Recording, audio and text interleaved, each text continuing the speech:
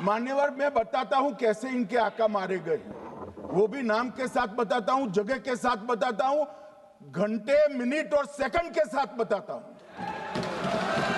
मान्यवर मैं तो अपेक्षा करता था कि जब ये सूचना सुनेंगे पक्ष विपक्ष में खुशी की लहर दौड़ जाएगी, मगर ये स्याही पड़ गई इनके चेहरे। ये क्या है मान्यवर, किस तरह की पॉलिटिक्स है भाई? आतंकवादी मारे गए, आपको इसका भी आनंद नहीं है?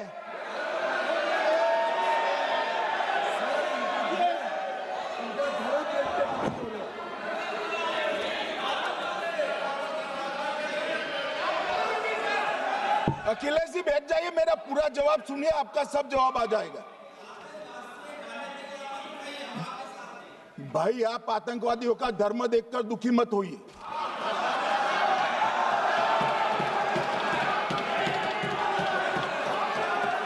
अखिलेश बैठ जाइए यार।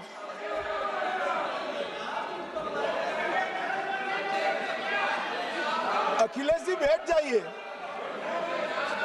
मान्यवर किसी को संशय रखने की जरूरत नहीं है, बैलिस्टिक रिपोर्ट मेरे पास है, मेरे हाथ में है, और 6 वैज्ञानिकों ने इसको क्रॉस चेक किया है।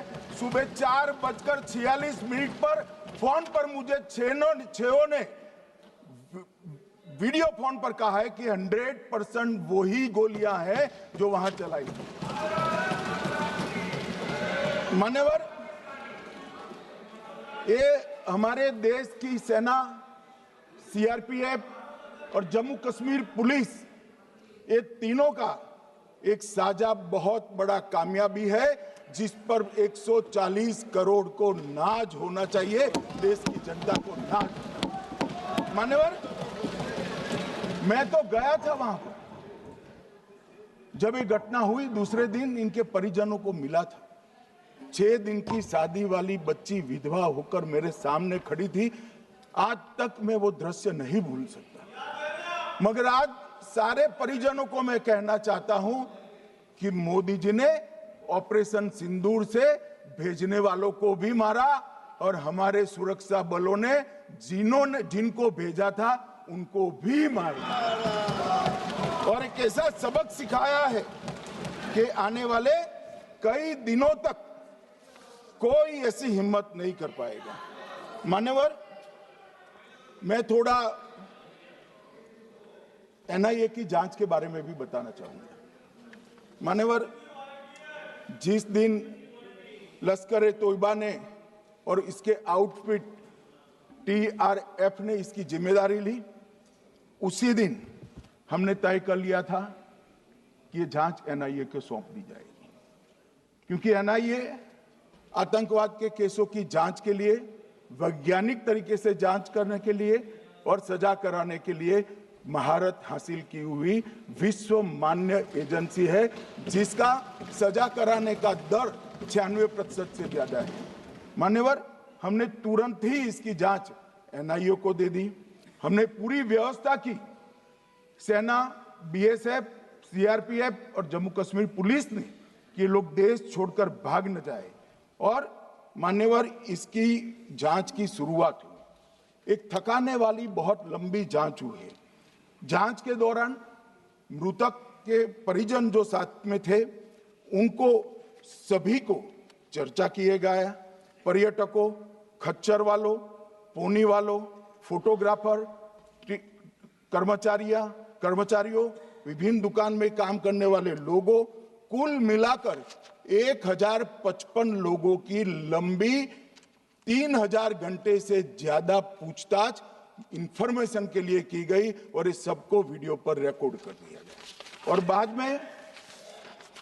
बाद में इसके आधार पर स्केच बनाया गया, और ढूंढते 22/6/25 को एक बशीर की पहचान की गई और परवेज की पहचान की गई, जिन्होंने आतंकवादी घटना के अगले दिन आतंकवादियों को शरण दी थी।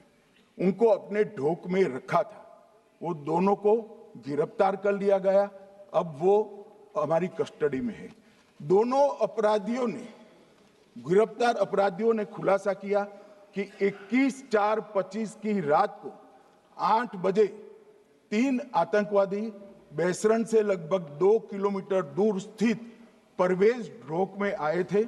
आतंकवादियों के पास AK-47 और M9 कार्बाइन थी। जो 2 आतंकवादियों ने काली पोशाक पहनी थी और एक ने छद्म वेश किया था। खाना खाया, चाय पी और ढोक से निकलते वक्त कुछ खाना, नमक, मिर्च और मसाले लेकर वो चले गए।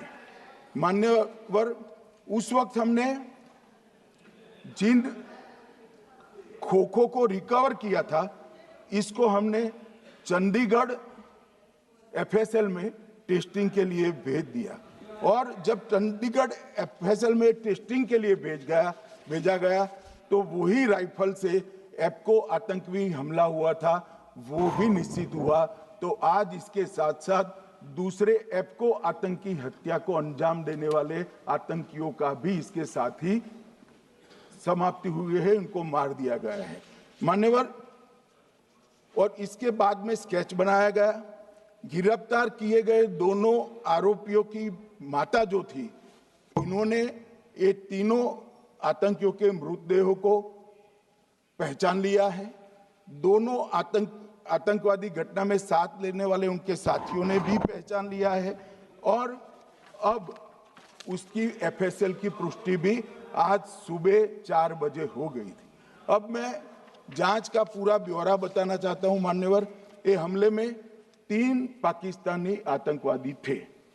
हमले में 2 AK-47 और 1 M9 कार्बाइन का प्रयोग किया गया था और अब जो पकड़े गए हैं, इसके सुलेमान के कारण एप्को का मामला भी आज रिजॉल्व हो रहा है और आतंकवादियों को पनाह देने वाले 2 स्थानीय लोगों को भी इस केस में पकड़ लिया गया है। अब मान्यवर, कल पूछते थे कहां से आए, कहां गए, किसकी जिम्मेदारी है। भाई, जिम्मेदारी हमारी ही है, हम सरकार में हैं, हमारी ही जिम्मेदारी है। मगर मैं पूछता हूं, जब आप सरकार में थे तब क्या क्या हुआ था, इसकी जिम्मेदारी किसकी थी और क्यों निर्वहन नहीं किया, वो भी बाद में पूछूंगा, जरा धीरज से सुनना। मगर मान्यवर, मुझे एक बड़ा दुख हुआ। कल इस देश के पूर्व गृह मंत्री चिदंबरम जी ने सवाल उठाया कि क्या प्रूफ है कि ये आतंकवादी पाकिस्तान से आए, और मान्यवर कब उठाया, जब संसद में चर्चा होने वाली थी। क्या कहना चाहते हैं चिदंबरम साहब, किसको बचाना चाहते हैं? पाकिस्तान को बचाकर आपको क्या मिलेगा?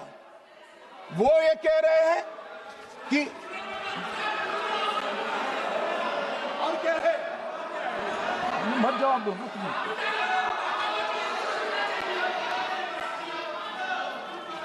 मान्यवर, हमारे पास, मैं आज चिदंबरम साहब को कहना चाहता हूं, मैं आज चिदंबरम साहब को आपके माध्यम से कहना चाहता हूं, हमारे पास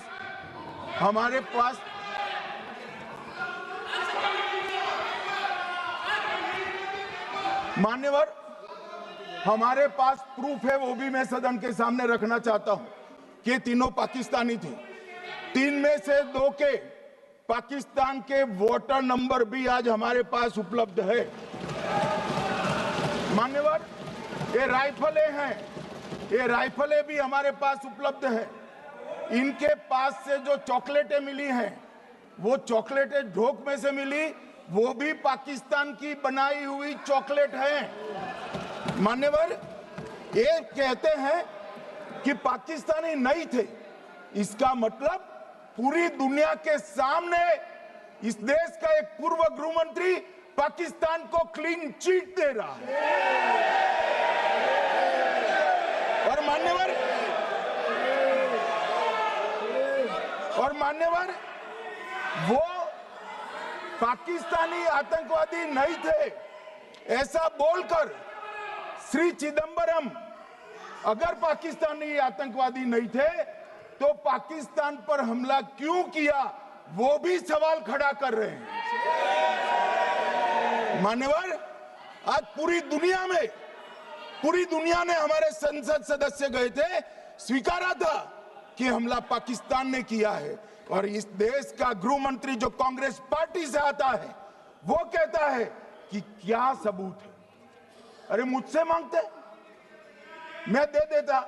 टीवी से मांगते हैं, पूरी दुनिया के सामने उजागर करते हैं, शख्स सुबह खड़ा करते हैं। पाकिस्तान को बचाने का इनका ये षड्यंत्र आज 130 करोड़ लोग जान रहे हैं। बच नहीं पाओगे आप लोग, बच नहीं पाओगे। मान्यवर,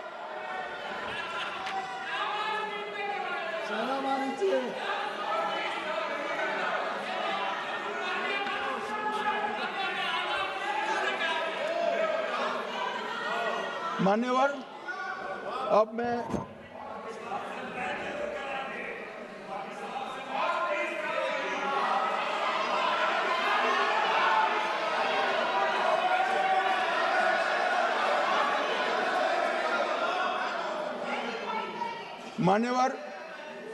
अब मैं पहलगांव आतंकी हमला और ऑपरेशन सिंदूर,